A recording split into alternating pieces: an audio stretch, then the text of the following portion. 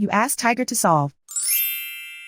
This deals with linear equations with one unknown. The final result is x equals 19. Let's solve it step by step. Simplify the expression. Group like terms.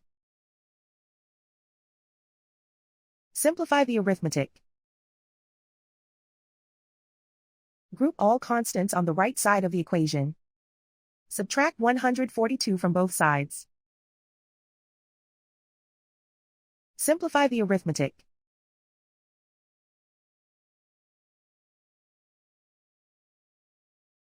Isolate the L. Divide both sides by 2. Simplify the fraction.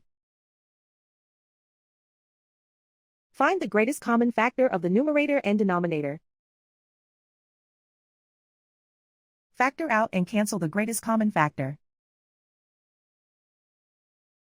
And so the final result is x equals 19.